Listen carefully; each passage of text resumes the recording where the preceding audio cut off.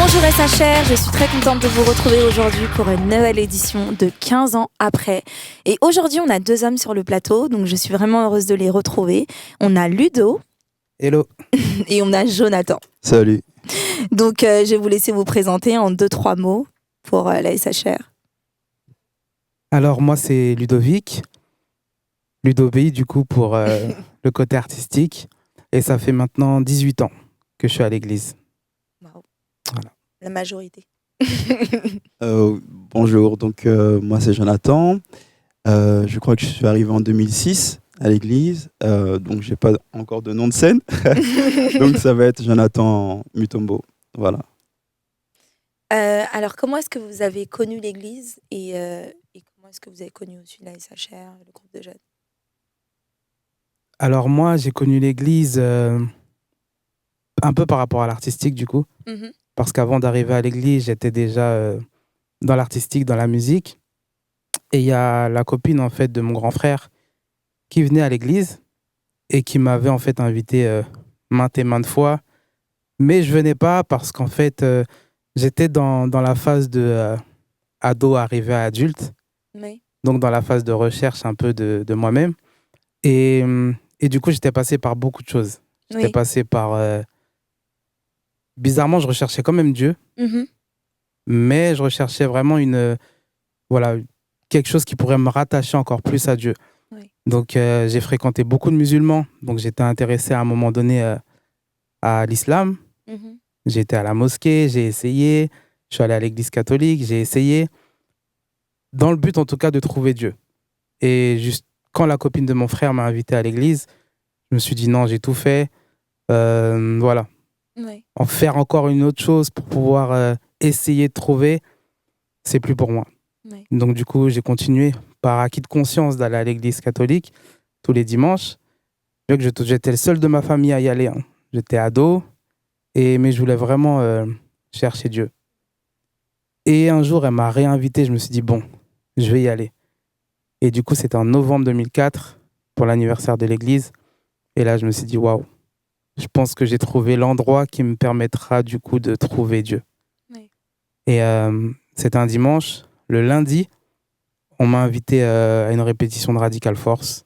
Mhm. Donc, en fait, je suis arrivé à l'église et tout de suite, j'ai été investi artistiquement. Mais Radical Force, je me rappelle. Oui, moi aussi. Et toi, Jonathan? Alors moi c'était un peu bizarre. Mais. Donc j'ai 4 sœurs. Mhm.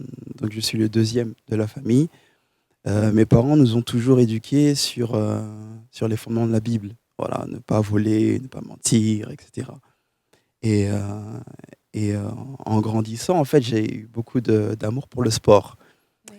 Alors, j'ai commencé à jouer au foot. Mhm. Et bon, on a grandi dans une cité qui s'appelle dans la ville de Grigny, pour ceux Oui. qui connaissent. Ah bon? Ouais. Et donc, Ça, c'est la vraie cité, ça. Grigny Grande Borne. Et donc là-bas, si tu veux vivre, Oui. il faut savoir se faire respecter. Oui. Alors, bien entendu, donc j'ai grandi dans la bagarre. Donc Mhm. j'étais très très violent. Aujourd'hui, quand on me voit, on n'a pas forcément cette impression-là. Mais quand tu vois mon deuxième fils, Mais. on dit mais pourquoi est-ce qu'il est aussi voilà. Mais. Parce que du coup, je pense qu'il tient ça de moi. Mais donc voilà, j'ai grandi dans la bagarre et dans le sport. Mhm. Donc lorsque j'arrivais à la maison, j'étais un ange parce que maman me cadrait comme il fallait. Mais quand j'étais à l'extérieur, un vrai bandit. Alors donc j'ai connu tout ce que les jeunes de cité connaissent. Donc tout ce qui est violence, vice, etc. Et j'étais un peu comme Ludo, je côtoyais des personnes de la religion musulmane et ça me parlait un peu plus parce que bon, ma mère, elle faisait de son mieux pour nous intéresser à la Bible, etc. Mhm. Mais pour moi, je me suis dit que tout ce qui est chrétien, etc., c'est pour les tontons, c'est pour les mamans. Mais Ouais. aujourd'hui, en tout cas à mon âge, ce qui me parlait plus, c'était donc la religion musulmane. Oui. Alors j'ai commencé à apprendre l'arabe, le Coran, etc., etc. Mais c'était un secret. Je l'avais encore jamais dit à mes parents jusqu'à aujourd'hui. Donc j'espère qu'ils vont pas tomber sur l'émission. Non, je plaisante. Mais donc voilà, en secret en fait, donc j'apprenais l'arabe et le Coran, etc. Et donc je continuais à ma deuxième vie entre guillemets. Et donc j'ai évolué dans le sport. Un jour, je fais une détection, donc voilà, et il y a un recruteur en fait qui s'intéresse à mon profil. Et il me dit, ok, donc tu vas tel jour, tu vas avoir tel entretien, etc. Et donc, il fallait aller jouer à Auxerre. Et puis, Auxerre, après, on partait en Angleterre. Et puis, c'était le grand envol. Et pendant cette semaine-là, j'étais encore au collège, il y a eu le cross. Et on m'a dit, Jonathan, il faut absolument que tu cours pour notre classe, tout ça, parce que j'étais rapide. Et voilà, j'allais faire gagner la classe, en fait. Et je me suis dit, j'ai un entretien samedi, je ne peux pas courir au risque de me blesser. Oh, s'il te plaît, et tout. J'ai dit, bon, d'accord, je vais essayer. Et donc, je commence à courir. Et quand c'était le moment d'accélérer, j'accélère d'un coup, déchirure musculaire au niveau de ma cuisse. Je m'écroule par terre. Et en fait, je me mets à pleurer, pas parce que j'ai mal, parce que je me dis, mais je vais rater ce rendez-vous qui allait changer ma vie. Et mon père me disait, voilà, Jonathan sera un grand joueur, tu vas nous acheter une maison. Il avait mis beaucoup d'espoir sur moi. Ouais. Ma mère dit, non, mon fils sera un pasteur. Donc, il y avait une dualité extraordinaire à la maison. Et finalement, bien entendu, je suis blessé pendant 2 mois. Et donc, j'avais aucun prétexte pour éviter d'aller à l'église avec mes parents le dimanche. Alors, donc, on arrive, et j'arrive à l'église et tout. Et chaque dimanche, en fait, alors que j'ai toujours été à l'église, mais là, c'était bizarre, en fait. C'est comme si je me sentais piégé. Et quand la prédication était annoncée, mon cœur était touché. Je me suis dit, mais c'est bizarre, en fait. Et il se trouvait un jeune qui était dans l'église qui m'a abordé. Alors, bon, quand j'arrivais, j'essayais d'avoir une posture qui dit, ne viens pas me parler, en fait. Voilà. Déjà, j'étais un peu sombre, déjà. Mais la personne vient quand même me voir. Et quand elle me parle, en fait, je me dis, mais c'est bizarre, comment est-ce qu'un jeune peut aimer Jésus? C'est pour les tontons, c'est pour les personnes âgées, en fait. Et ça m'a rendu perplexe. Et il commence à me parler de Jésus, la vie de Jésus, en fait. Et donc, je me dis, ok, donc je reviendrai dimanche prochain. Chaque dimanche, je revenais. Et à un moment, je me pose une question. Ok, aujourd'hui, j'apprends sur la religion musulmane et tout, mais je vais poser une question à mes collègues musulmans. Qu'est-ce que le prophète Mohammed a fait pour toi? Et aucun a su répondre à ma question. Et je me suis dit, mais c'est bizarre. Tu veux me dire que le prophète, il n'a rien fait? Et chacun me disait, oh, ben si, ben, mais il a fait quoi? Eh bien, rien. Et je me suis dit, mais c'est bizarre parce que le jeune que j'ai croisé à l'église m'a dit qu'en fait, Jésus avait donné sa vie. Ouais. Et moi, je connaissais mon état, je connaissais mon cœur, je connaissais ma vie. Je dis, mais un homme sale comme moi, il a quand même donné sa vie avant que je cherche à me perfectionner. Ça m'a percuté jusqu'à aujourd'hui. Ouais. Et je me suis dit, j'ai été rétabli de ma blessure. J'avais le choix. Soit j'y retourne, ou soit je continue le chemin de la vie chrétienne. Et je savais que si je retournais dans le foot, c'était fini, en fait. Ouais. Parce que quand on évolue, il y a l'argent, malheureusement, il y a les filles, il n'y a rien, en fait, qui te dit arrête. Il y a rien. Et je me suis dit que cette marque-là, en fait, de ce jour-là, je ne veux pas la perdre. Alors, donc, j'ai tout arrêté. Et en fait, le recruteur m'avait quand même appelé pendant la semaine, et pendant à peu près 1 voire 2 mois. Mais à l'époque, on n'avait pas de téléphone. Oui. Donc, il appelait sur le téléphone fixe. Donc, c'est ma mère qui décrochait. Et elle ne me disait pas que le recruteur m'a appelé. Ouais. Et donc, elle me l'a dit des années après. Elle m'a dit, tu sais, Jonathan, en fait, il t'avait rappelé. Hein. J'ai dit, mais pourquoi tu me l'as pas dit? Parce que certainement qu'elle savait que j'allais pas avoir assez de force Oui. pour assumer mon choix. Et donc, c'est comme ça, finalement, que je suis arrivé à l'église et que j'ai donné ma vie à Jésus. Et voilà. Et donc, à la base, le piano, en fait, je l'ai fait parce que, comme on s'était appelé cette semaine, que, en fait, j'avais beaucoup de violence à l'intérieur de moi. Et quand on m'a dit, Jonathan, quand on arrive à l'église, il faut servir. J'ai dit, ok, je vais servir dans quoi?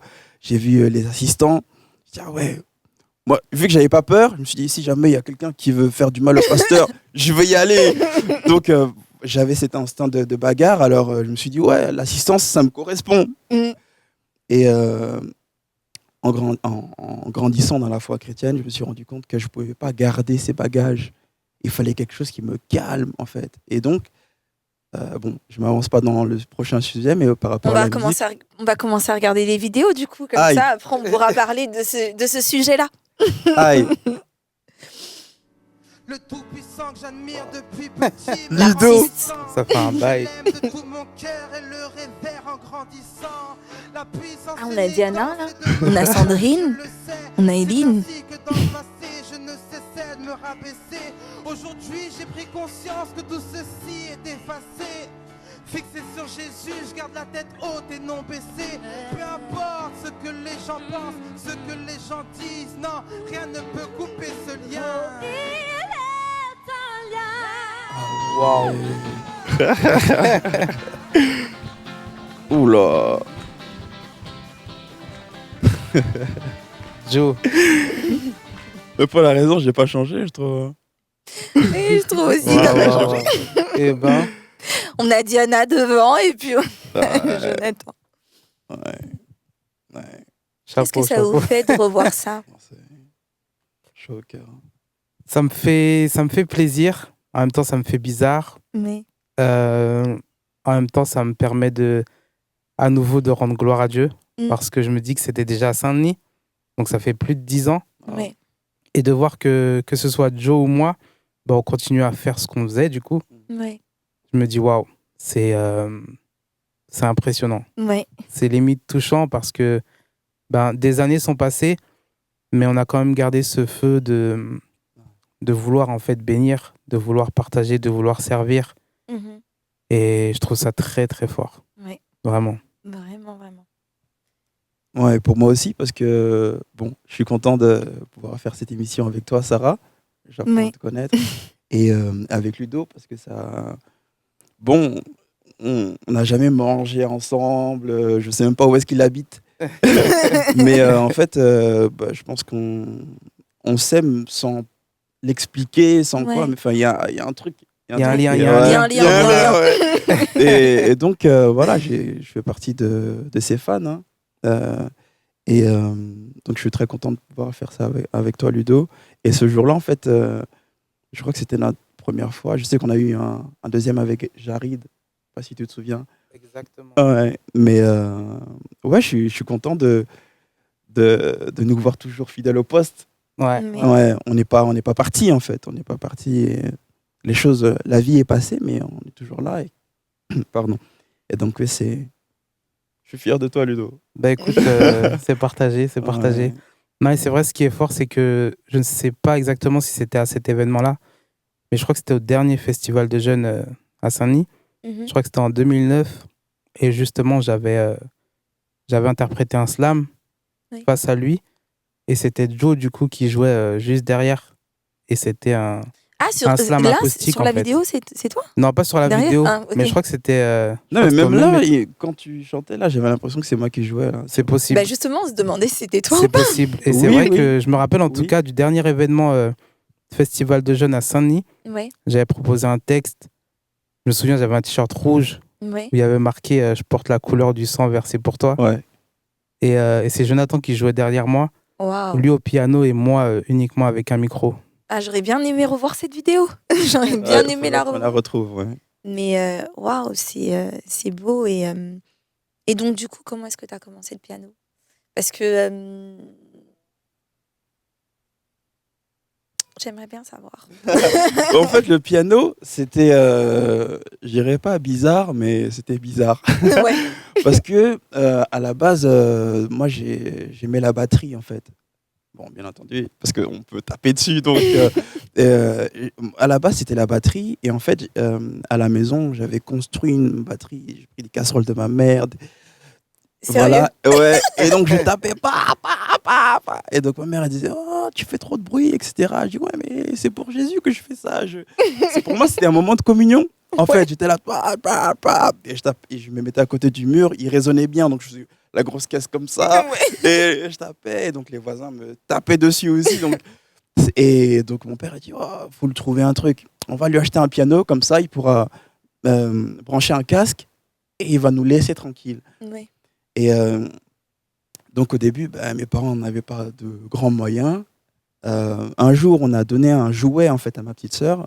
Donc il y avait 7 touches, il y avait plusieurs couleurs.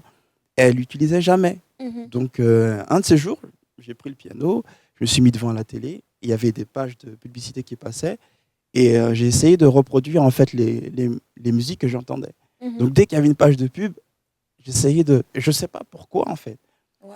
Et après, on m'a offert mon père m'a offert donc mon premier synthétiseur et je me suis rendu compte que ça me calmait. Ouais.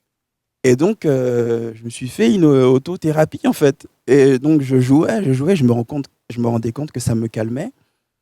Et un jour, il y a eu un mariage, il manquait un pianiste ici dans l'église. On m'a dit, Jonathan, est-ce que tu peux remplacer le pianiste qui manque? Je dis, ah, mais moi, je ne sais pas jouer. Tu sais faire un do, fa? Je dis, oui, ouais, bon, ouais. Je ne sais même pas comment ça s'appelle, mais quand je fais ça, ça sonne bien. Ouais. Donc, et je mettais mes doigts à l'envers et tout. J'ai fait le service. Je me suis rendu compte que ça me plaisait et que donc le responsable donc, qui était Andy, le feeling est bien passé avec l'équipe, etc. J'ai fait 1 fois, 2 fois, 3 fois. Et sans me rendre compte, en fait, 15 ans plus tard, juste pour vouloir servir à quelque chose, pour aider, mais ça venait pas vraiment de moi, en fait. Je me suis dit, Ouais. il y a besoin d'aide, ok, je suis là. Mhm. Et voilà. Ouais, ouais. Mm. Et tu me disais aussi que ça a travaillé quelque chose chez toi. Ça travaillait plein de choses, Ouais. mais Mais l'une des choses que... Parce qu'en fait, ce que je disais, parce que j'aime bien en parler d'abord avec les invités, c'est très important quand même de savoir un petit peu. Et je disais, il y a une chose que je remarque et que je vois en tout cas chez vous deux quand je vous regarde, et c'est la douceur. C'est cette douceur que je vois je vois pas des hommes durs, mais des hommes qui sont doux, qui sont serviables, qui sont humbles. Et c'est quelque chose que j'admire et que j'aime beaucoup chez vous. Et donc, c'est de ça que je voudrais qu'on parle un petit peu et que vous parlez aussi à ces jeunes hommes et ces jeunes filles qui sont en train de nous écouter. Donc, qu'est-ce que tu aurais à dire par rapport à ça, Ludo? Par rapport à la douceur, tu veux parler? Je pense que ça fait déjà partie un peu de moi, de qui je suis, de ma personnalité. Mais je pense que ça a été aussi dû à un choix que j'ai dû faire. Oui. Je pense qu'on a tous le choix en fait entre être doux et dur. Et surtout chez les hommes, je pense que c'est une décision importante. Oui. Parce que beaucoup d'hommes pensent que être fort, c'est être dur. Alors qu'on peut être doux et être fort en fait. Et je pense que chercher à être dur justement, c'est se tromper. Parce que derrière la dureté, il y a beaucoup de choses qui peuvent venir. Comme Joe parlait tout à l'heure, il y a la violence, le fait de se cacher derrière un sentiment, un manque de confiance en soi. Oui. Et du coup, pour éviter que les gens sachent que, on va être dur. Alors qu'en fait, en faisant ça, c'est pas à notre avantage en fait. Et moi, je pense que l'une des décisions que j'ai prises et qui a fait que je choisisse plutôt ce chemin-là, c'est, je me souviens d'un jour, j'étais pas encore à l'église et moi, je traînais beaucoup dehors. Je traînais beaucoup dehors. Moi, j'ai grandi à côté, à Blanc-Ménil, à la cité des Tilleuls. Et on était vraiment, vraiment beaucoup dehors. Adolescent, j'étais déjà dehors à traîner parce que je suis fils unique de ma mère. Et donc, elle travaillait. Et moi, du coup, j'étais un peu seul. Oui. Et donc, du coup, j'étais beaucoup à traîner avec mes amis. Et je sais même pas quel âge j'avais. En tout cas, j'avais en dessous de 18 ans, ça c'est sûr. On était là, soirée, dehors, en bas du bâtiment, à parler, à discuter, à rigoler, etc. Et là, je vois que on a passé la nuit dehors, en fait, Oui. à discuter. Et je vois ma mère, en fait, descendre pour aller travailler et moi monter pour aller dormir. Et là, je me suis dit, non, c'est pas normal. Mm. C'est pas normal. Et à partir de ce jour-là, en fait, c'est comme si ça m'avait fait un déclic et je me suis dit, je peux pas me permettre, en fait, de laisser ma mère seule chez moi pendant que moi, je suis en bas et qu'elle se pose 1000 questions, en fait, à savoir, qu'est-ce que je fais, avec qui je suis. Parce que, bon, on peut dire ce qu'on veut, même si ma mère, elle savait que j'étais pas forcément un délinquant ou quoi que ce soit. Et rien que le fait de savoir que son fils est dehors, c'est quelque chose. Ouais. Et du coup, voilà, j'ai continué à sortir, mais à rentrer plus tôt. Oui. Et à force d'avoir pris ces décisions-là au fur et à mesure, je me suis aussi forgé une certaine façon de faire, une certaine façon de vivre. Et j'ai jamais forcément eu de modèle homme dans ma vie, en tout cas à qui je voulais ressembler. Donc ce que je faisais, c'est qu'à chaque fois que je rencontrais une personne ou qu'il y avait certaines personnes de mon entourage, ou même dans des films ou dans des séries ou quoi, mais j'appréciais en fait leurs valeurs, leurs principes ou quoi, je captais en fait. Je captais toutes ces choses-là et je me suis dit, ok, c'est à ça que je veux ressembler. Mhm. Et donc, j'ai pas eu de modèle physique, mais j'ai eu de modèle en fait de valeurs, de principes vis-à-vis des discussions, des échanges, des rencontres que j'ai pu faire au fur et à mesure, qui a fait qu'à un moment donné, j'ai dû dire stop entre guillemets à la rue pour pouvoir devenir qui je dois être en fait. Oui. Maintenant, c'est clair que c'est un combat. C'est un combat, mais je préfère être et assumer qui je suis plutôt que de faire semblant et de faire l'homme dur ou fier ou quoi que ce soit, parce que je sais très bien que ça m'aurait mené là où je dois pas être en fait, tout simplement. Ouais. Et Jonathan? Oui, bon, pour moi, la douceur, je trouve que, j'allais dire, je l'ai acquise, mais je l'ai pas acquise. C'est quelque chose que je recherche encore jusqu'à aujourd'hui. Mhm. Parce que je pense que le, le passé, on peut l'oublier, on peut s'en détacher, Mhm. on peut tirer une croix dessus, on ne peut pas l'effacer, Ouais. en fait. Et comme disait Ludo, la douceur, je pense que c'est une décision. Ça ne vient pas comme ça. En dormant, tu te réveilles, t'es doux, tu vois. Je Ouais. pense que ça se travaille, en fait. Mhm. Et c'est un fruit que l'Esprit de Dieu nous donne. Oui. Mais avant que ce soit un fruit, il faut une terre, que la terre soit bien préparée, qu'elle devienne bonne. Ensuite, il y a la semence. La semence doit être arrosée. Ensuite, il y a les racines. Puis, ça devient un arbre. Les branches poussent. Et puis, ça devient un fruit. Mhm. Mais il faut que le fruit mûrisse. Oui. Et ensuite, on peut le manger. Il devient Mm. comestible. Mais il y a tout un processus, en fait. Il y a tout... Donc, la douceur, en fait, on ne peut pas dire Saint-Esprit, rends-moi doux. Et boum, je pense qu'il te fait passer par des situations qui, en fait, c'est tout ça qui, au final, te rendra doux, en fait. Ouais. Mais c'est une décision pour dire, OK, je veux de la douceur, alors je commence par préparer ma terre. Et donc, on commence à travailler, on s'entoure des gens doux, comme Ludo, du coup, parce que ce qu'il a compris, il va me le partager, Oui. il va me l'expliquer. Mhm. Je vais dire, ah ok, t'es passé par là, ça contribue à ta douceur. Ah d'accord. Et donc, par les conseils des uns et des autres, ma terre est travaillée. Oui. Mais c'est vrai que c'est une décision pour dire que je ne veux plus être un mauvais terrain, en fait. Mm. Et c'est la seule chose, en fait, c'est une des seules choses qui plaît à Dieu, en fait, la douceur du cœur. Et une des méthodes que moi j'ai trouvées, c'était de jouer du piano. Mhm. Parce que du coup, les mélodies, l'atmosphère que ça crée. euh, et en fait, pour moi, c'est un outil pour travailler ma terre. En fait, on doit tous trouver des méthodes. Oui. Et dernièrement, je méditais sur ça. Il y a même des endroits. Il y a des endroits physiques parce que la Bible dit que quand Jacob dormait, avant qu'il donne sa vie à Dieu, parce que Jacob a dû faire une alliance avec Dieu pour Oui. commencer. Il fuyait en fait de son frère Ésaü.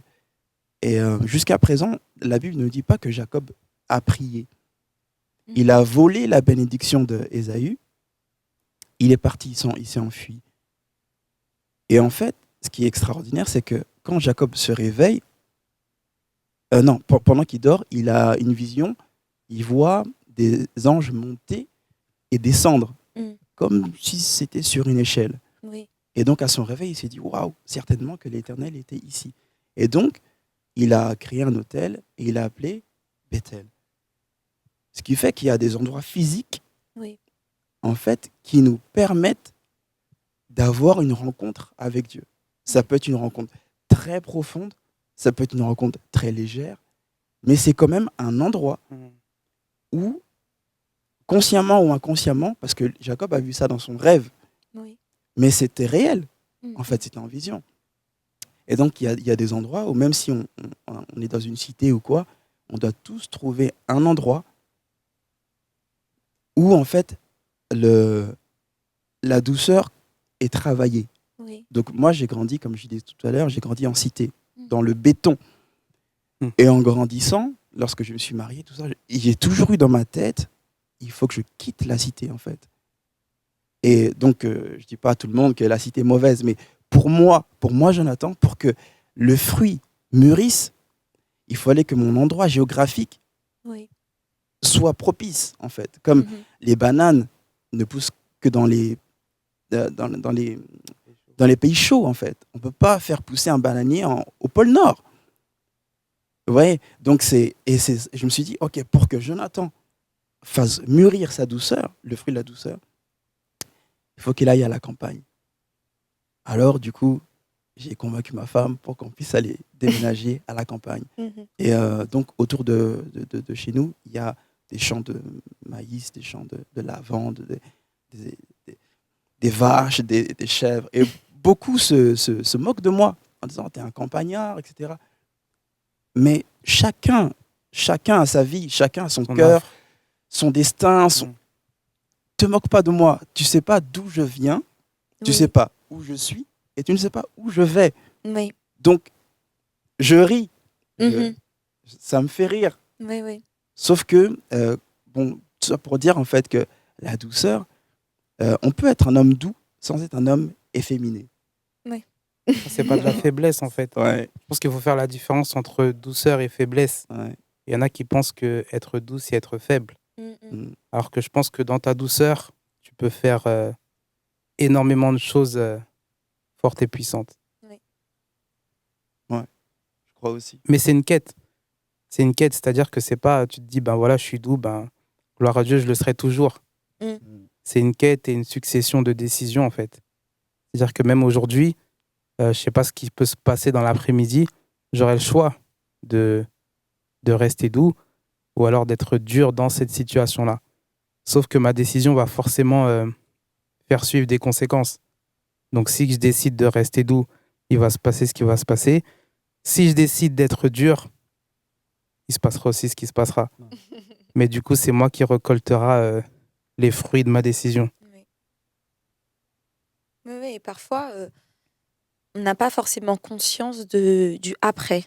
En fait, que nos décisions, nos choix peuvent impacter en fait notre après, en fait, la suite. Et ma mère, elle m'a toujours dit depuis que je suis petite, la vie, c'est des choix. La vie, c'est des choix. Et en fait, ça me fait penser à une phrase que tu m'as dit quand on parlait, qui m'a vraiment marquée, que tu voulais être fière de ta jeunesse. Ouais, c'est vrai. Et je me suis dit, mais qui pense à être fier de sa jeunesse à 14 ans, tu vois? Ouais. Et des fois, on pense même parce qu'on se dit pas, enfin, on pense à l'instant T. Et ça me fait penser à ce que le pasteur dit souvent que dans la jeunesse, bah, il pense juste à maintenant. Mm. Alors que à 15 ans, tu pensais déjà à 30 ans, il faut que je regarde et je me dise, waouh, à 15 ans, j'étais puissant pour le Seigneur. Je cherchais Dieu. J'étais un David, moi. Ouais. Et, et du coup, je voudrais que tu parles un petit peu de ça. De ça. Ouais. Oui, parce que en fait, je me disais que étant jeune, c'est Salomon qui dit ça. Oui. Jeune homme, profite de ta jeunesse en fait. Vas-y, profite. Fais ce que tu as envie. Suis ce que ton cœur te dit. Comme on voit dans les films, suis tes rêves. Écoute ton cœur. Oui, vas-y. Vas-y. À fond même. Mais il y a un jour où tu devras rendre des comptes, Oui. en fait. Et ce jour, personne ne peut l'éviter. Personne ne peut l'éviter, en fait. Enfin, peu importe les milliards d'euros que tu as. Et je me suis dit, il faut que voilà, à mes 30 ans, à mes 40 ans, à mes 50 ans, je puisse me vanter,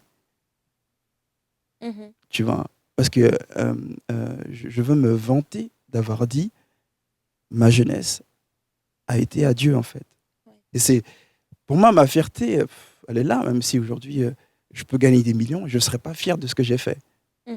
Je serais fier de dire que j'ai réussi. Ouais. Je suis passé par le feu, etc. Mais dans ma jeunesse, j'ai cherché Dieu. Et j'en suis fier, en fait. J'ai raté plein de soirées, j'ai raté plein de choses. J'ai jamais eu d'abonnement Netflix, etc. Bien que ce soit bien, je dénigre rien, mais comme je disais tout à l'heure, Jonathan, lui, il faut pas qu'il aille dedans, en fait. Et donc, avec toutes les bêtises que j'ai faites, lorsque je me suis dit, OK, maintenant, on prend une décision, c'était dur, c'était très dur. Mais je l'ai fait quand même. Et je me dis, voilà, j'ai pas connu de fille, en fait, pendant ma jeunesse. Et donc, je me suis marié à 24 ans et mes collègues au lycée se moquaient de moi. Beaucoup m'ont traité d'homosexuel parce qu'ils disaient que c'était impossible qu'un jeune homme ne le fasse pas. Mais je voulais ma médaille, en fait. Je voulais ma fierté. Ouais. Je la voulais, en fait. Je la voulais. Et je me disais que il n'y a rien qu'on peut offrir à Dieu qui l'impressionne, en fait. Parce qu'il a tout créé. Ce qui m'impressionne, moi, aujourd'hui, c'est parce que c'est Dieu qui l'a fait, en fait. Donc, il ne peut pas être impressionné parce que lui-même... Voilà. Oui.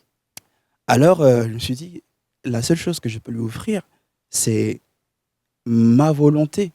Ma volonté, en fait. De vouloir bien faire. Bien sûr que je vais chuter, je vais rater, mais je recommencerai encore. Oui. 1 fois, 2 fois, 3 fois, jusqu'à y arriver. Et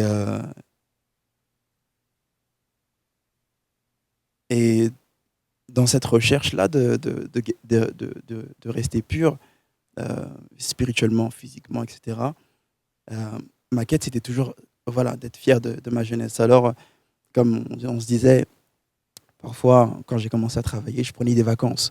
Non pas pour aller à Hawaï ou voilà, pour vivre la Dolce Vita, mais je prenais des vacances juste pour m'enfermer chez moi, éteindre mon téléphone, éteindre ma télé, et que la présence de Dieu vienne sur moi.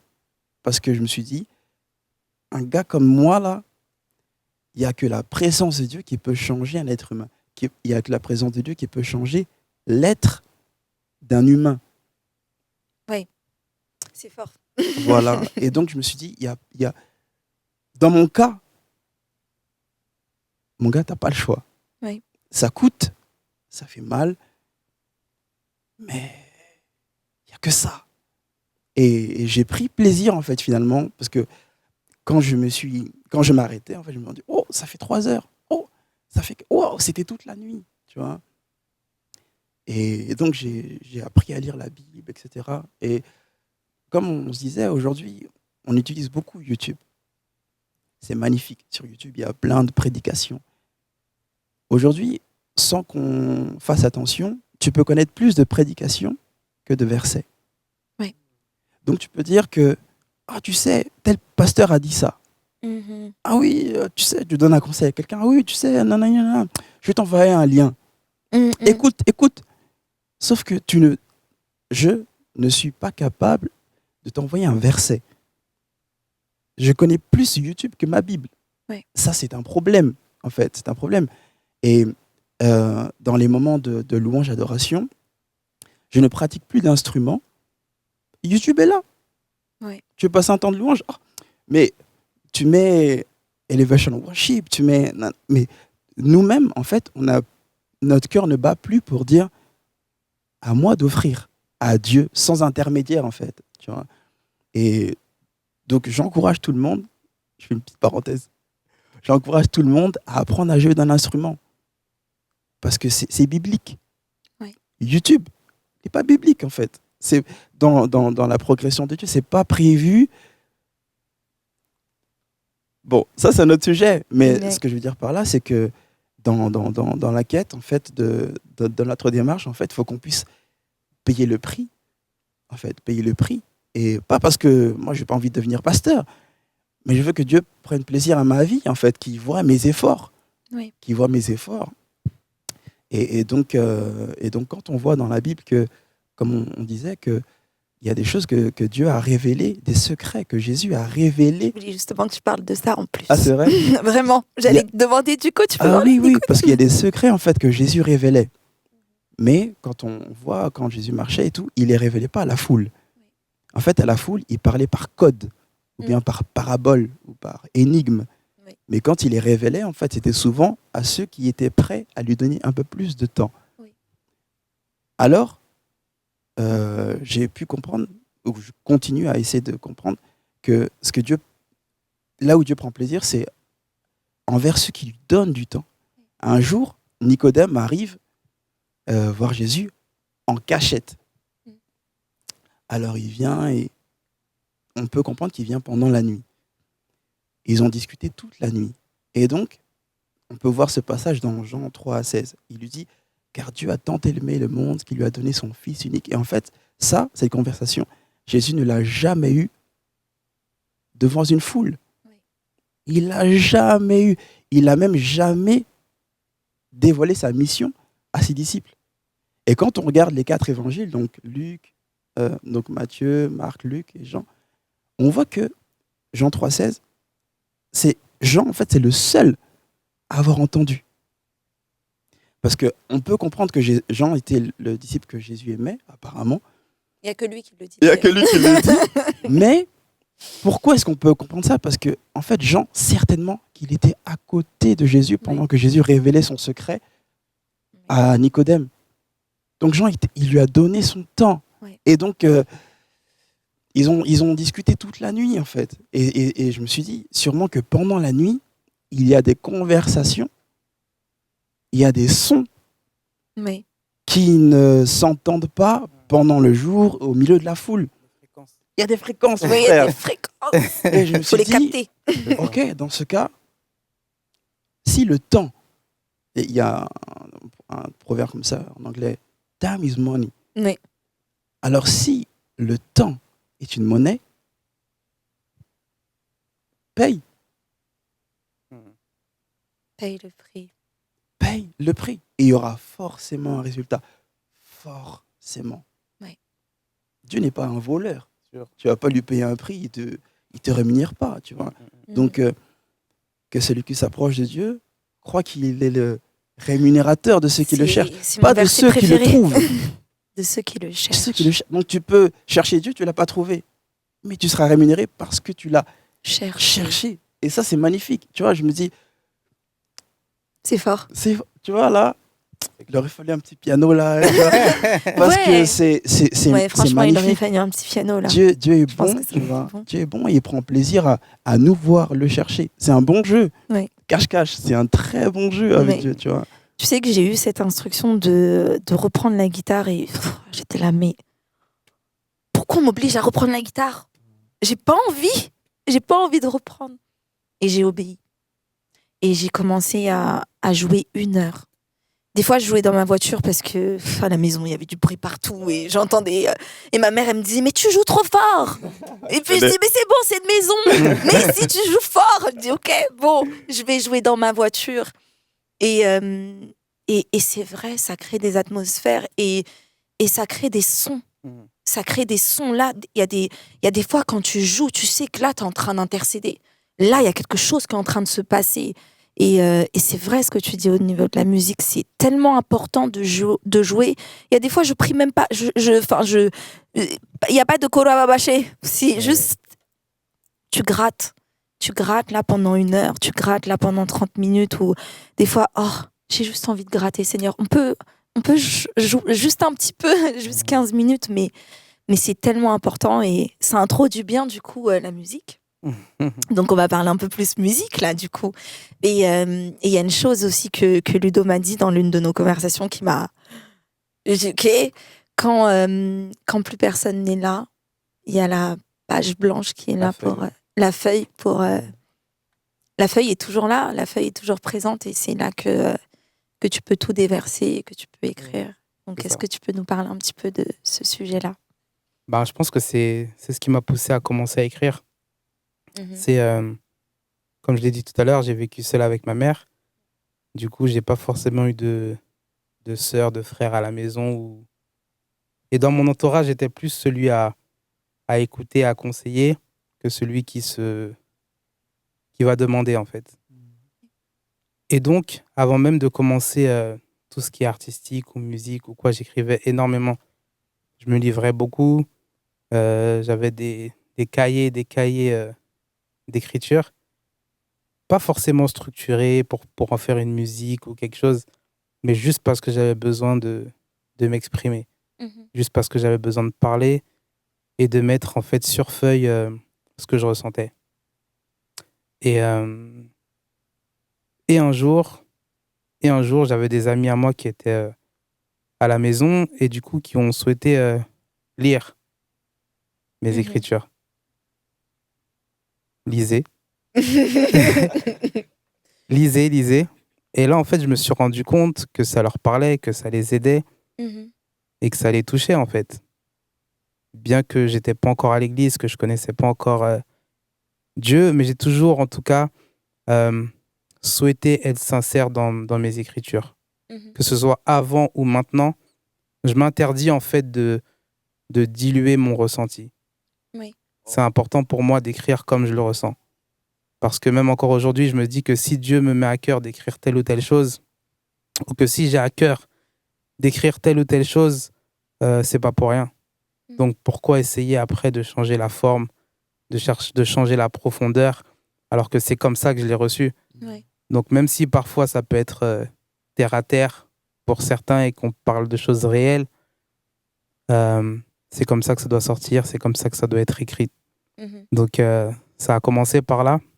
Et je me souviens justement d'un jour où je t'en avais fait part, j'étais à la radio d'ici, à l'église, et on m'a posé la même question. Comment est-ce que tu fais pour écrire tes textes ou autre? Et c'est là où j'ai sorti cette fameuse phrase. Quand t'as personne, en tout cas, à qui parler, ou tu penses que personne n'a cette capacité d'écouter ton cœur, tout simplement, ta feuille, elle est toujours là. Elle attend juste que tu viennes et que tu déverses tes paroles, tes larmes parfois, mais elle sera toujours là pour toi. Et je pense que c'est important d'être honnête, c'est important d'être sincère, c'est important d'être vrai et transparent, parce que surtout nous, personnes qui transmettons des choses, des messages par le biais des textes, des messages par le biais de la musique, parce que on s'en rend pas compte, mais rien que le fait de jouer d'un instrument, on transfère aussi des messages aux gens. Et on a cette responsabilité, en fait, de divertir ou de transmettre quelque chose. Oui. Et c'est vrai que, après, pour revenir un peu à ce que Joe disait tout à l'heure, ce qui est bien pour l'un n'est pas forcément bon pour l'autre. C'est-à-dire que lui, il a fait ce choix de vie, même de séparation, parce qu'il sait que c'est bien pour lui. Pour lui. Et il y en a après voilà, qui aiment divertir ou être divertis. On n'est pas là pour les juger, les condamner ou autre. Je pense qu'on a besoin d'un équilibre dans ce qu'on écoute, dans ce qu'on regarde. Mais pour ma part, en tout cas, c'est pas mon envie ni mon besoin de divertir. Oui. Moi, j'ai toujours eu ce besoin, en tout cas, que lorsqu'on me donne l'opportunité de m'exprimer ou de faire quelque chose, que je puisse laisser vraiment un dépôt, peu importe lequel c'est. Mhm. Parce qu'on n'est pas conscient des besoins des gens. Oui. Et je me dis, Seigneur, que ta volonté soit faite, point. Que peu importe que ce soit le petit, le moyen, le grand, mais qu'il puisse repartir avec quelque chose que tu m'as mis à cœur au commencement. Et je me dis que si j'aurais fait l'erreur de modifier ou de diluer ce qui m'a été mis à cœur au commencement, justement,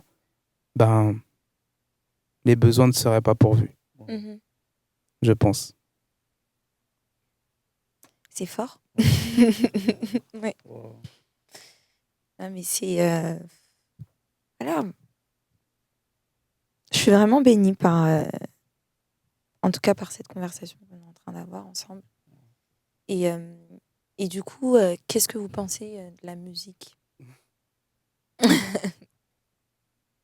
On en discutait tout à l'heure un peu. On en discutait tout à l'heure un peu. Et je dirais que c'est compliqué. C'est compliqué parce que on sait très bien que la musique, c'est un moyen, c'est un instrument, c'est une arme extrêmement puissante, que ce soit dans le bien comme dans le mal. Et on ne peut pas nier le fait que de base, Lucifer avait sous son contrôle, en fait, la musique, et ce jusqu'à maintenant.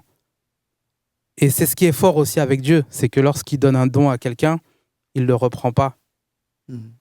Et donc, quelque part, Lucifer a gardé son don.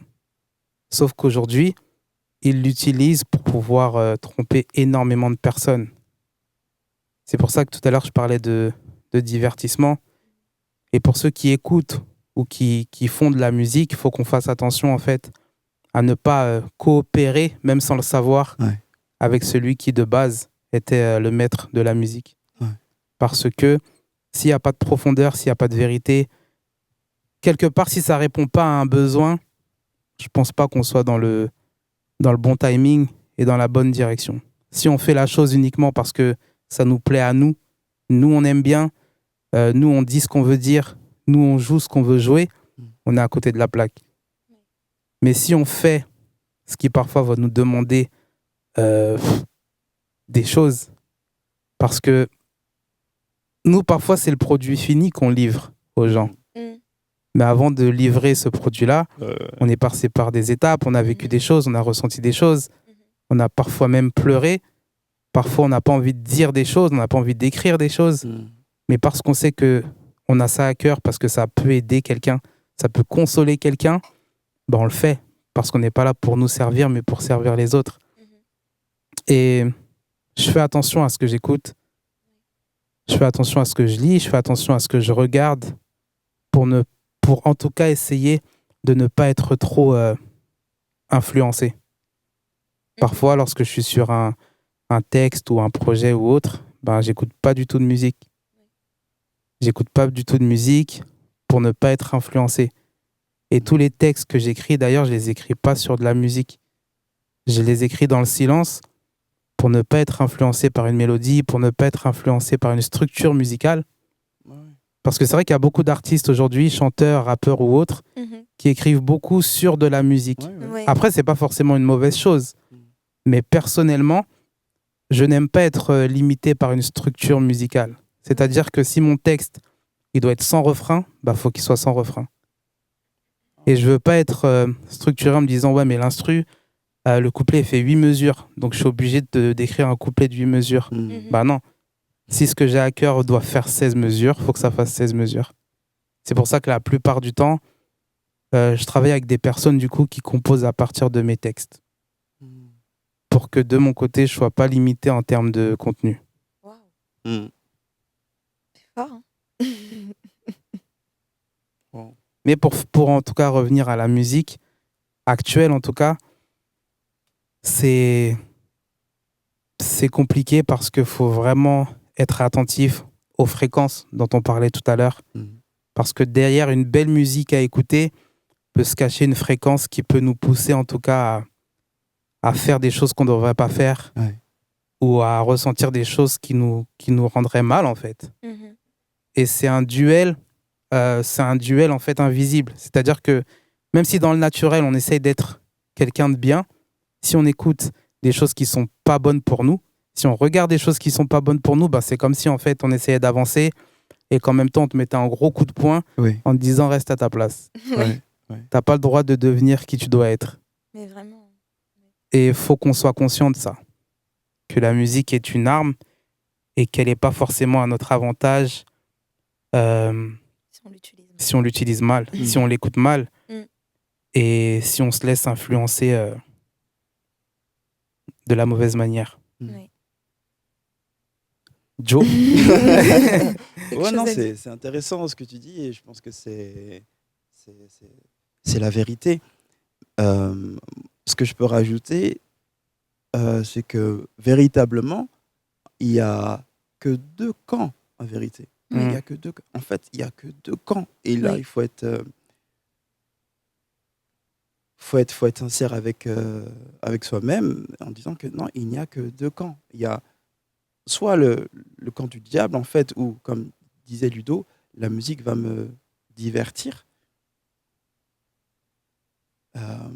ou soit va m'édifier.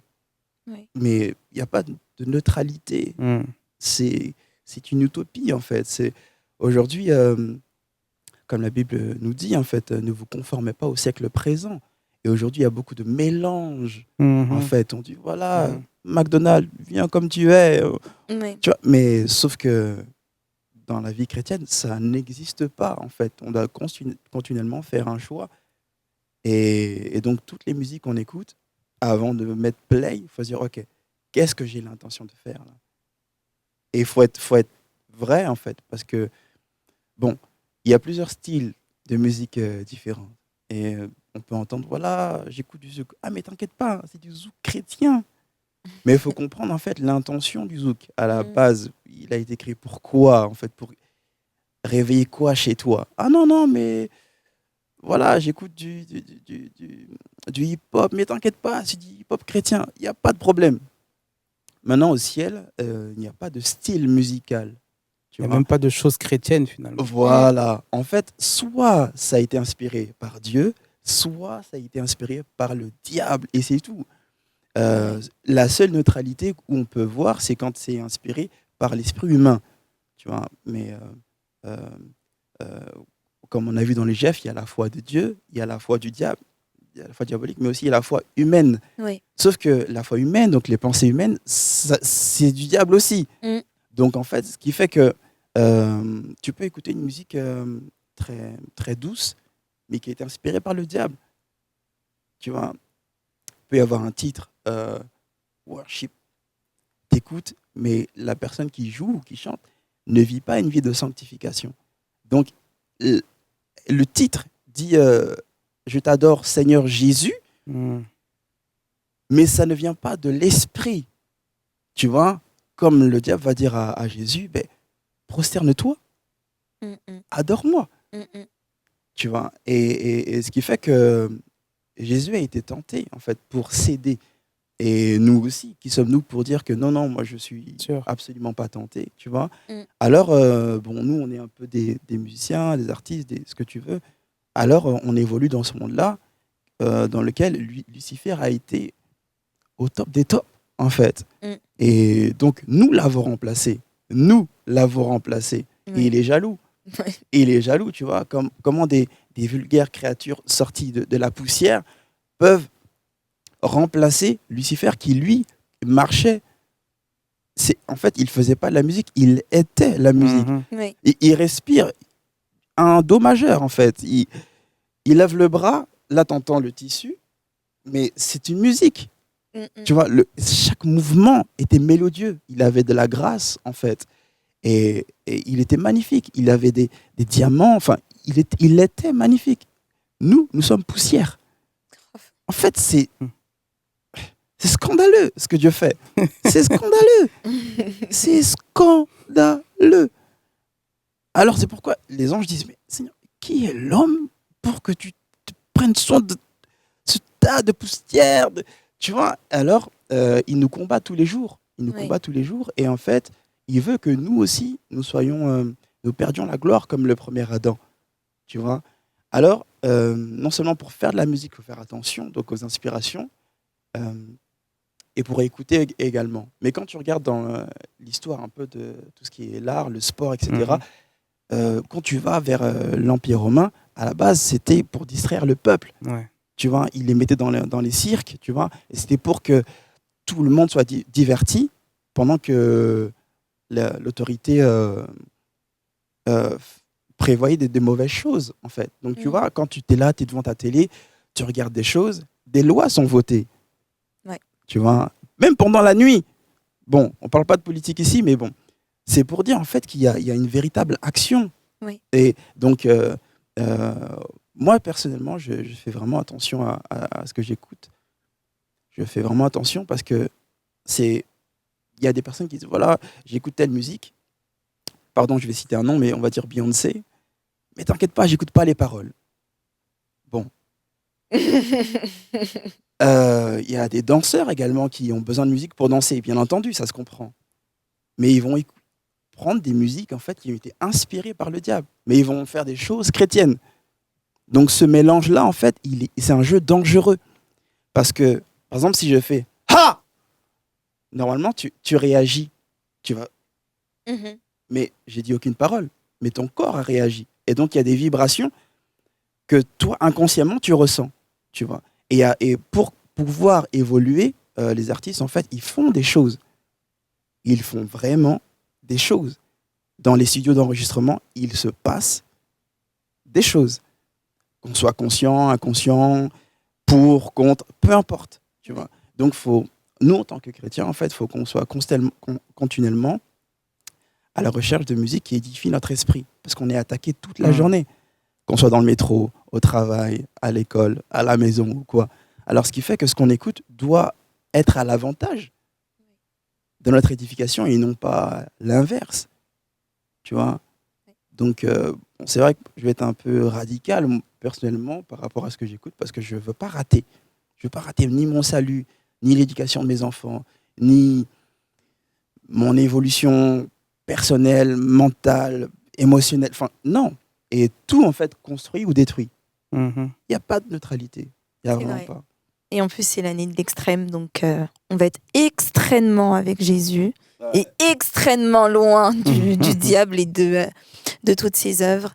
Et merci beaucoup d'avoir été sur le plateau de 15 ans après. C'était vraiment un plaisir, un honneur. J'ai été bénie. Et je pense que vous aussi, à la maison, vous êtes bénis, n'est-ce pas ? Et donc voilà. Donc, on va vous laisser, et sa chère, et on vous fait plein de bisous. Et à très vite pour une nouvelle édition de 15 ans après. Bye bye. Hello. Salut.